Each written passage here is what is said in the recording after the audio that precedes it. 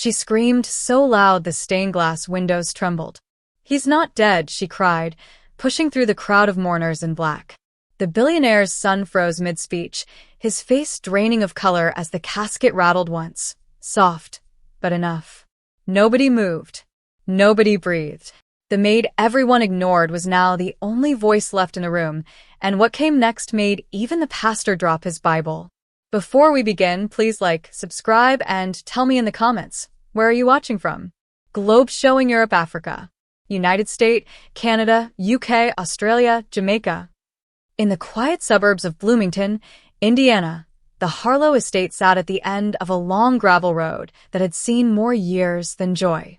Its lawns were trimmed to perfection, but the house itself had grown hollow, like the man who owned it. Bennett Harlow had once been one of Indiana's most powerful business figures, a man who turned farmland into industry and workers into profit. But money had never made him gentle. Lorraine Dupree knew that better than anyone. She had been his maid for almost 12 years, working 6 days a week, sunrise to sunset. At 56, she was as much a part of the house as the creaking staircase or the old grandfather clock that still chimed at noon. Lorraine was a black woman raised on faith and discipline, the kind who believed that people could lose their way, but God never did. The Harlow house used to be loud. Laughter, dinner parties, and the sound of Mrs. Harlow playing piano in the evenings. But after her passing, silence took over. The grand piano collected dust. The staff dwindled. Even the air seemed heavier. Lorraine stayed through it all, not for the pay, but because she couldn't bear to leave a man so lost. Every morning she brewed his coffee exactly as he liked it. Black, no sugar, served at 7 on the porch. Bennett never said thank you, but he didn't need to. His eyes carried a kind of exhaustion that words couldn't soften. Lorraine would often watch him sit for hours, staring across the foggy acres toward nothing. There was something about his stillness that frightened her. Some days, he'd speak to his late wife's portrait as if she were still in the room. "She never left, you know," he said once, his voice barely above a whisper.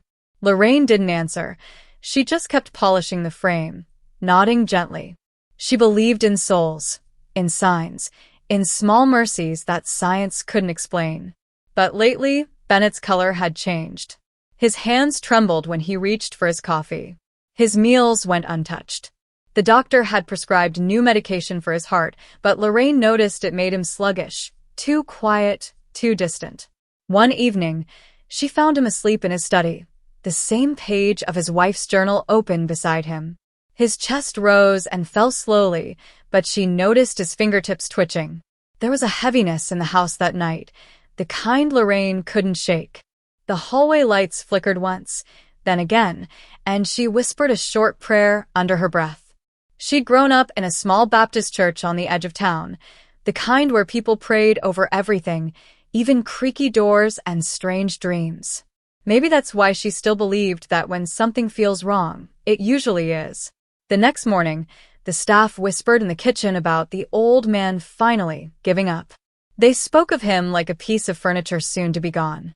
Lorraine didn't like gossip, but she could feel it. Something was changing. By the 3rd week of October, Bennett barely came downstairs. His son, Richard Harlow, had started visiting more often, his fancy car crunching the gravel at odd hours. He was a tall man in his 30s, sharply dressed, impatient, and polite only when necessary. Lorraine didn't trust his smiles. They were the kind of smiles that stopped at the teeth. Richard's visits always ended with the same line, "We'll make sure everything's taken care of, Lorraine." But he never said what that meant. That Friday morning, Bennett didn't come for breakfast. Lorraine found him sitting by the window, staring out toward the empty swing his wife once used. His voice was softer than usual when he said, "Lorraine, do you think people can hear their own goodbyes?" She froze, unsure how to answer. But when she turned back, his eyes were already closed. That night, he didn't ring for supper. His light stayed on until past midnight. Lorraine hesitated outside his door, listening. Silence. Only the slow hum of the heater filled the hall. She wanted to knock, to ask if he was all right, but fear of crossing a line stopped her. By morning, she wished she hadn't waited. When she entered the study, Bennett was slumped over in his chair, a faint smile on his face, his coffee untouched beside him. His skin was pale but not cold. The clock ticked loudly in the background, each second echoing like thunder. Lorraine called his name once, then twice. Nothing. She checked for a pulse, pressing her fingers to his wrist. For a brief moment, she could have sworn she felt something, a faint beat, like a whisper beneath the skin. But when the paramedics arrived, they pronounced him gone without hesitation. Massive heart failure, the doctor said. Peaceful. Peaceful. The word felt wrong in her chest. Within hours, the estate filled with noise again. Lawyers, relatives, and funeral planners swarming like bees. Lorraine stood quietly in the corner as they carried Bennett's body away. Her eyes lingered on his hands. They didn't look like a dead man's hands. There was still warmth in them, she could feel it.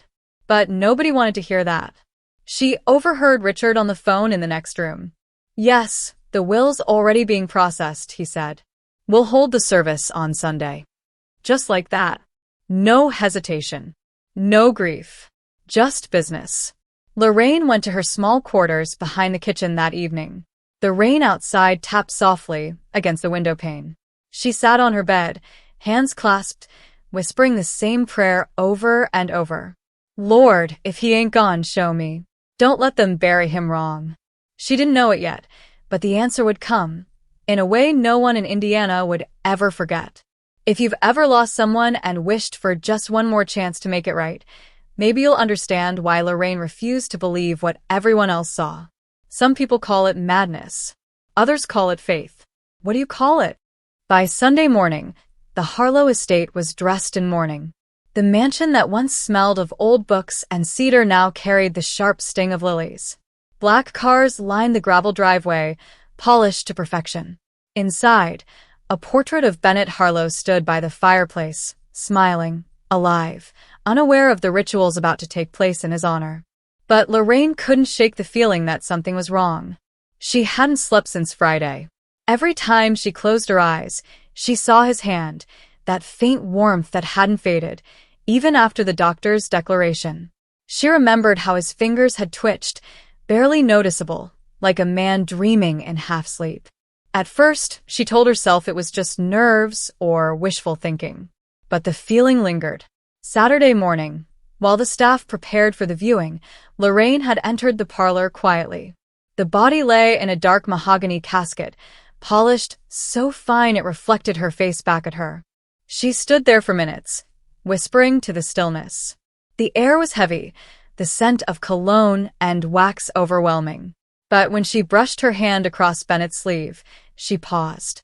His arm didn't feel stiff, not like the others she'd touched before, not cold enough for 48 hours.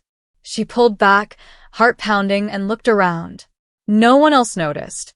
The mortician's assistant hummed while arranging flowers, talking about weekend football. The world went on, blind to her trembling hands. She leaned closer, whispering under her breath, "If you can hear me, Mr. Harlow, blink." Nothing. But then a sound. So faint she almost thought it was her imagination. A slow, drawn-out exhale. Her eyes darted toward his mouth. Still. Perfectly still. She pressed her hand to her chest, whispering a prayer, too afraid to call anyone. The thought hit her hard. What if I'm wrong? What if grief is making me see ghosts? When she turned around, Richard Harlow stood in the doorway. Everything all right, Lorraine? His voice was polite, too polite. She swallowed. Just making sure everything's proper, sir. He smiled that tight-lipped smile again. Good. We want this day to look respectable. That word, look, unsettled her. The rest of the staff moved through the house in quiet rhythm, polishing silver, setting candles, preparing for the viewing. Lorraine found herself drifting toward the old study again, the place where Bennett had spent his last hours. The room smelled of coffee and paper still. She noticed something odd. His reading glasses were missing. The small leather-bound journal that always sat on his desk was gone, too. Lorraine asked one of the younger housemaids, "Did anyone take something from Mr. Harlow's desk?" The girl shook her head nervously. "Not that I know of." Lorraine frowned. Something didn't fit. By late afternoon, as the first visitors began to arrive, she lingered near the casket again, pretending to adjust the flowers. Her mind was spinning. What if he wasn't gone? What if the medicine, the faint heartbeat, the warmth, what if all of it pointed to something no one wanted to admit? She'd read once about people pronounced dead too soon, their breath too shallow to detect. Her grandmother used to talk about it, the deep sleep, a state between this world and the next. Lorraine remembered laughing it off as superstition. Now, standing in that candlelit room, she wasn't so sure. Her doubts deepened when she saw the mortician discreetly pull Richard aside. Their whispers carried, low but sharp. "The body's holding," the man said. "No discoloration, no stiffness, not the way I'd expect." Lorraine froze behind the curtain, listening. Richard's reply was cold. "Doesn't matter. We bury him tomorrow. No delays." Her breath caught. Why rush it? That night, the house emptied out, the mourners gone. The lights dimmed. Lorraine walked the hallway alone, her footsteps soft against the wooden floor. The grandfather clock struck midnight. As she passed the study door, a faint sound made her stop, a muffled thud. It came from the parlor. She turned, heart pounding. The room was supposed to be locked. Slowly, she reached for the handle. The door creaked open. There it was, the casket, standing under the chandelier, draped in flowers. Everything looked untouched. But something felt alive. She stepped closer, whispering, "Lord, guide my hands." The air shifted. Another soft sound, like the faintest tap from inside. Her whole body went cold. She took one step back, then another. But when the chandelier light flickered, she caught sight of something that froze her in place. The fingers on his right hand, twitching. It wasn't imagination. It wasn't the wind. Her knees almost gave out. She clasped her mouth to stop from screaming. Every inch of her wanted to run, but another part, the one raised on faith and duty, made her stay. "Not dead," she whispered. "Not yet." In that moment, she knew she couldn't stay silent anymore. The next morning came fast. The funeral service was scheduled for 10. The guests would arrive soon, the casket ready to be closed forever. Lorraine moved through the house with trembling purpose. She tried to find the doctor who'd signed the death report. No answer. She called the local sheriff. He dismissed her concern as grief confusion. "Ma'am, people imagine things after loss," he said gently. But Lorraine wasn't imagining anything. By 9, the black cars started pulling in again. The air was heavy with rain clouds. Lorraine dressed in her plain gray uniform, tied her headscarf, and walked back to the parlor one last time. The lid was halfway closed. Richard stood near it, talking to the pastor. "Sir," she said softly, "I need to check something." He didn't even turn. "We're done here, Lorraine." Her hands clenched. Every moral code she'd lived by told her not to cross her employer's line, but something stronger pushed her forward. "Please," she whispered, louder this time. "Just wait." Richard finally looked up, irritation flashing in his eyes. "You're out of line." But Lorraine had already moved closer to the casket. Her hand hovered above it, trembling, torn between fear and conviction. Something told her this was her last chance. As the church bell rang in the distance, she pressed her ear close, just for a moment. And in that impossible second, she heard it, the faintest sound of air pushing through lips. A breath. Her eyes filled with tears. She stumbled back, whispering, "Oh my God, he's alive." And before she could scream for help, 2 gloved hands shut the casket tight. The morning sky over Bloomington carried that strange gray calm that always seems to hover before something terrible happens. The air outside the Harlow estate was cool, still, and too quiet for a day meant to bury a man who had once ruled half the county. Guests arrived in black coats and polite whispers, their umbrellas flicking off droplets as they entered the large hall. Inside, every chair faced the mahogany casket that stood under the chandelier, a monument of wealth, grief, and false certainty. Flowers surrounded it like a wall of color meant to distract from the truth. Lorraine stood near the back, her hands clutching a worn handkerchief. She had not slept. She could still feel that faint warmth, could still hear that small exhale that proved life remained inside that box. Yet, in this room full of people who claimed to know the man best, no one saw what she saw. The pastor began his sermon, voice smooth and practiced, the kind of tone used at 100 funerals before. Bennett Harlow was a man of vision, he said, his words floating through the air like perfume. Lorraine's heart pounded faster with every word. Each phrase felt like a lie carved in marble. Behind her, the estate lawyer passed around copies of the will to family members. Richard stood near the front, still, confident, unreadable. He hadn't looked at his father once since the casket arrived. Not once. Lorraine's stomach tightened. Then came the moment she dreaded, the lowering of the lid. The mortician moved forward, slow and ceremonial, placing his hands on the polished wood. Lorraine's body acted before her mind caught up. She stepped out of line. "Wait," she said, her voice trembling. Every head turned. Richard's jaw tightened. "Lorraine, please return to your seat." She didn't. Her voice cracked, but it grew louder. "He's not dead." The room erupted into murmurs. The pastor blinked, unsure if he'd heard correctly. The mortician froze mid-motion, looking toward Richard for instruction. Richard's face hardened. "That's enough. She's grieving, she's confused." But Lorraine didn't stop. Her faith had carried her through worse storms than this. "I said, he's not dead," she shouted, the sound echoing against the stone walls.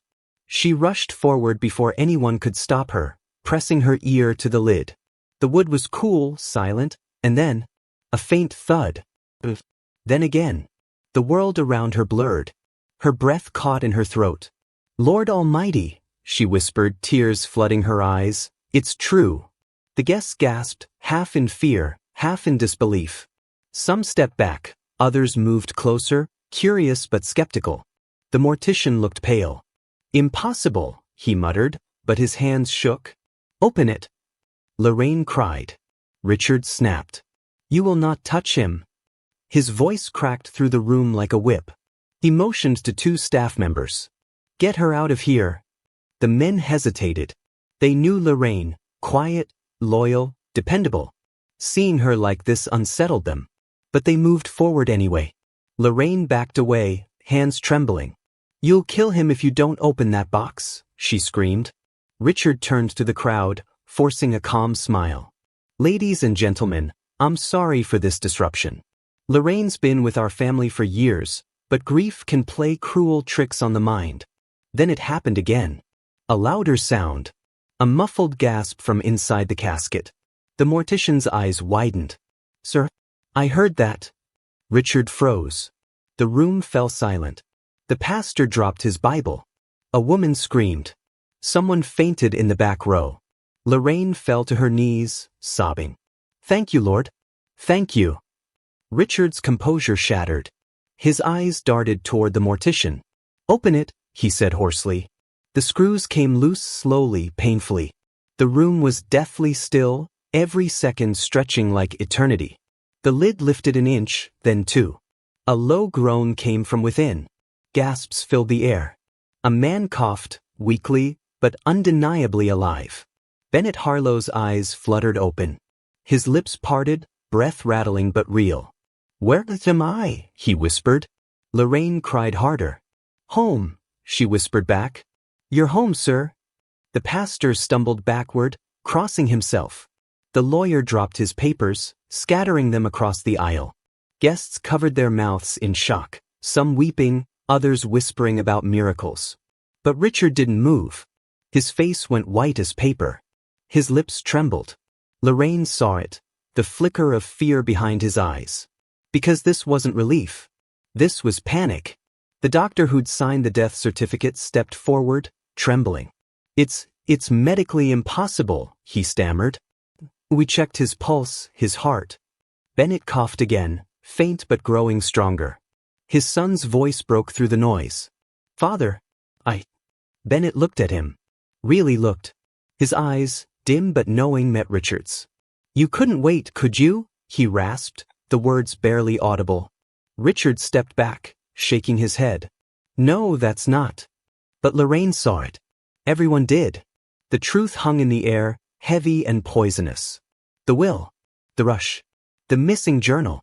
He'd tried to bury his father alive. Whether from greed or hatred, no one yet knew. The pastor spoke softly, his voice trembling. God spared this man for a reason. Lorraine helped Bennett sit up, wrapping her arm around his shoulder. The color was returning to his face. His breath came easier. He looked fragile but present, as if dragged back from the edge by something divine. Every camera phone in the room was now raised. Every guest, once a silent mourner, had become a witness. Richard turned away, muttering to himself. This isn't happening. But it was. The sheriff arrived minutes later, alerted by one of the guests. When he entered, he found chaos, people shouting, praying, crying. The sheriff demanded quiet. Lorraine stood beside Bennett, one hand still gripping his. He was alive, she said simply, and they were going to bury him. The sheriff stared at Richard. You want to tell me how that happens, son? Richard didn't answer. His silence spoke louder than guilt ever could. As the paramedics rushed in, Bennett looked up at Lorraine, eyes glistening. You saved me, he whispered. She shook her head, tears streaming down her cheeks. No, sir. God did. I just listened. As they wheeled him away, Lorraine stayed behind, trembling but calm. The crowd parted for her as if she carried something sacred. Outside, the first drops of rain began to fall, soft, cleansing, endless. If your heart ever told you something the world refused to believe, would you listen? Lorraine did, and a man lived to see another sunrise. Maybe faith isn't about proof.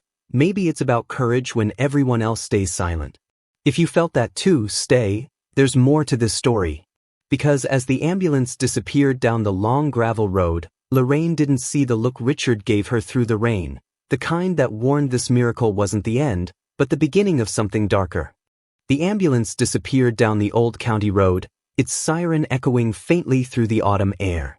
The guests still lingered outside the Harlow estate, whispering among themselves, voices low, eyes wide, as if unsure whether they'd witnessed a miracle or a nightmare. The rain had stopped, but the world felt heavier, as though something sacred had been disturbed. Lorraine stood by the gate, her hands trembling around a worn handkerchief. Her mind replayed the last hour in fragments, the thud from inside the casket, the gasp, the sound of breath she'd prayed for but feared she'd imagined. And then the look in Richard's eyes when his father had opened his mouth. That wasn't relief. It was fury. Inside the house, the walls still smelled of lilies and wax, but the mood had shifted from mourning to something sharp, dangerous. The sheriff and paramedics had left, the cameras had gone, the guests had trickled away, too shaken to linger. Only Richard remained in the parlor, pacing like a trapped animal. Lorraine stood in the doorway, uncertain whether to enter. Richard finally looked up. His face was pale, his jaw tight. You think you're a hero now, don't you? He said quietly. Lorraine's voice was steady, though her heart raced.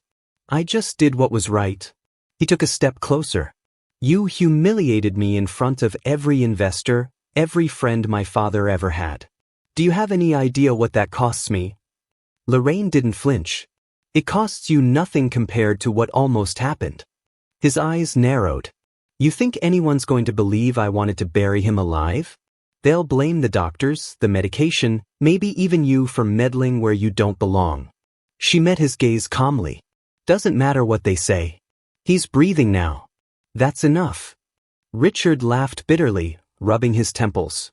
You think this ends here? The old man's alive. Yes. But you have no idea what you've started.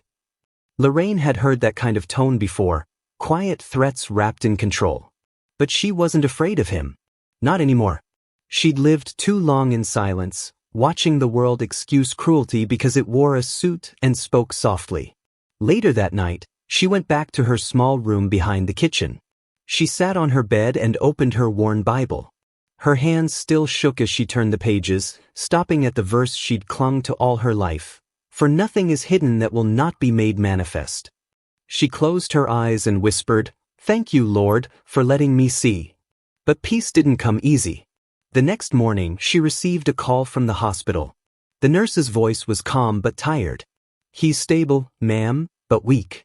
The doctors are confused, honestly. They say his body's responding as if nothing happened. Lorraine felt a wave of relief. Can I see him? The nurse hesitated. His son said visits are restricted to family only. Of course. She hung up slowly, staring at the small crucifix above her bed. For a long while, she said nothing. Then she stood, tied her scarf, and left the house before dawn.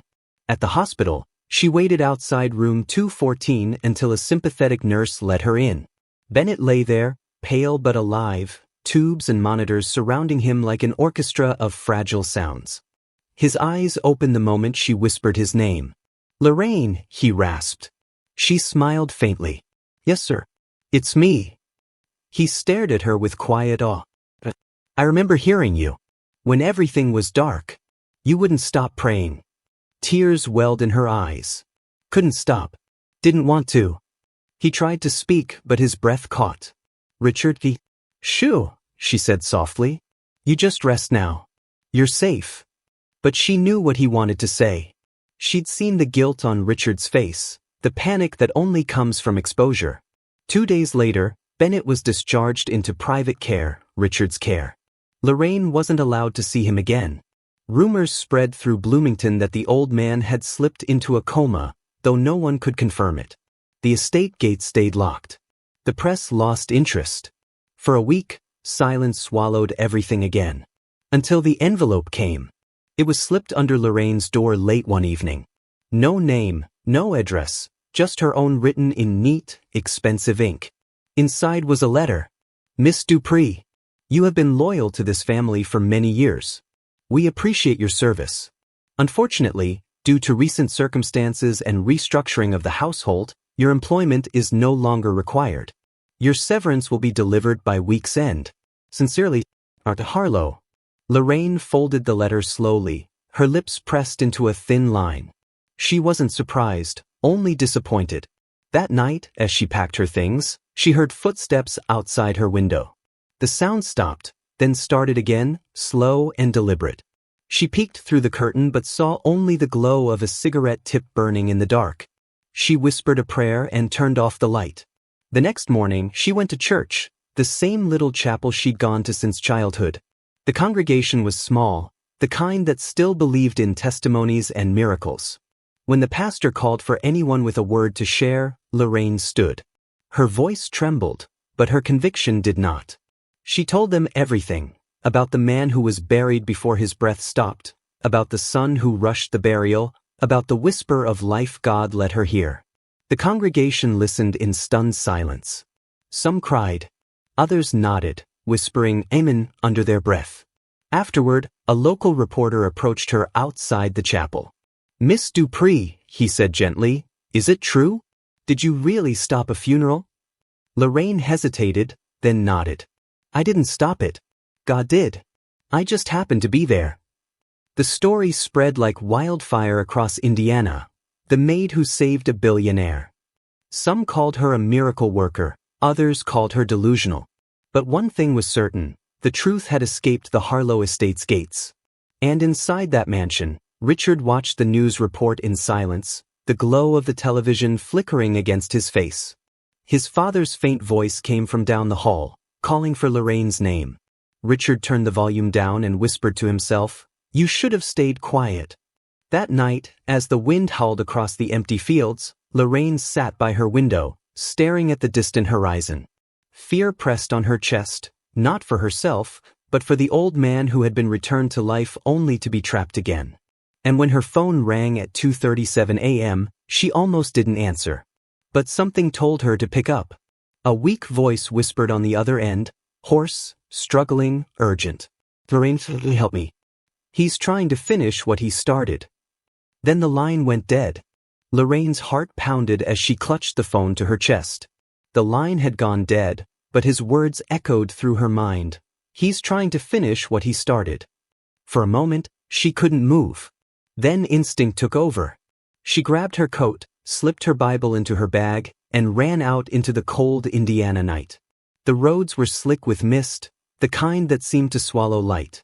The Harlow estate sat miles away from town, surrounded by sprawling oaks and a long, gravel driveway that wound up like a secret.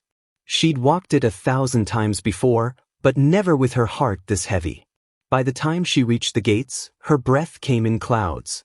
The lights were still on in the mansion, strange for that hour. 2 cars sat in the driveway, engines off, windows fogged. She could hear faint shouting inside. Something was happening. She hesitated only a second before finding the side path she used to take when bringing fresh flowers from the garden. It led straight to the back porch, where she could see into the living room through the curtains. And there he was. Bennett Harlow, frail, trembling, sitting in a wheelchair, and his son, Richard, standing before him with something clenched in his hand. Lorraine couldn't make it out through the glass, but his movements were sharp, agitated. He was saying something she couldn't hear, pointing at the television. Then, suddenly, Bennett's voice rose, weak but defiant. Even through the glass, she could feel the sting of his words. Richard's face twisted. He slammed his fist against the armrest, then turned away, shaking. Lorraine pushed open the back door quietly, her pulse racing. Inside, the house smelled of bourbon and old grief. The grandfather clock ticked like a countdown. She could hear Richard's voice now, low, venomous. "You don't understand, Father. Everything you built, it was supposed to be mine." Bennett's reply came hoarse and deliberate. "It's not yours to take." Richard moved closer, his tone snapping. "You gave everything to strangers, to the help, and you call me ungrateful?" Lorraine stepped forward before she could think. "Mr. Harlow." Richard spun around. His eyes went wide. "You." She stood in the doorway, hands trembling but her voice firm. "He called me. I came because I knew you'd do something you can't undo." Richard's jaw clenched. "You should have stayed gone." Bennett's frail voice cracked through the tension. "Leave her out of this, Richard." Lorraine rushed to his side, resting a hand on the old man's shoulder. He looked smaller than she remembered, but his eyes still burned with life. "I heard him," he whispered. "He wanted to end it tonight. The medicine." Lorraine turned sharply toward Richard. "You were going to poison him?" Richard's expression flickered, guilt, rage, then calculation. "No one would believe that," he said quietly. "A sick old man dying in his sleep? Happens every day." The words hung heavy between them. Lorraine's mind raced. She needed proof, something real. And then she saw it, the half-empty glass of water on the table, faintly discolored. She reached for it. Richard moved faster. In a blur, he grabbed her wrist, squeezing hard enough to make her cry out. "You should have never come back," he hissed. But Lorraine had something he didn't, conviction. She twisted her hand free, knocking the glass over. The liquid spilled across the rug, seeping into the fibers like a confession. Sirens wailed in the distance. Richard froze. "What did you do?" Lorraine didn't answer. The paramedics weren't coming this time, it was the sheriff. She'd called them on her way, leaving a trembling voicemail. When the lights flashed through the window, Richard's bravado cracked. He backed away, muttering under his breath. "You ruined everything." Lorraine helped Bennett steady his breathing. The sheriff burst in moments later, followed by 2 deputies. They didn't need explanations. The scene spoke for itself. The spilled glass, the trembling billionaire, the sun standing pale as paper. As they led Richard away, he turned one last time, eyes full of bitter disbelief. "You think this makes you holy?" Lorraine didn't answer. She just whispered, "It makes me free." Weeks passed. The Harlow estate grew quieter. The media swarmed for days, spinning their tales, billionaire's son arrested in attempted patricide. The story became national news, but Lorraine didn't care about the headlines. She only cared that Bennett was alive, truly alive this time. He recovered slowly, but every day he insisted she visit. The doctors were amazed. The man who'd been declared dead once now sat by his window each morning, reading, reflecting. One afternoon, as autumn gave way to early winter, he handed her a letter sealed in thick cream paper. "It's for you," he said. She opened it carefully. Inside was a deed, not for property, but for the modest home on Maple Hollow Road where she'd rented for years. It was in her name now. Lorraine looked up, speechless. Bennett smiled faintly. You saved my life, Lorraine. I can't repay that. But I can make sure you never have to serve another man like me again. Tears filled her eyes. I didn't do it for a reward, sir. I know, he said softly. That's why you deserve one. He passed away peacefully months later, this time surrounded by light, prayer, and gratitude. There was no funeral spectacle, no gold-trimmed casket. Just a small service at the same chapel where Lorraine had told her story.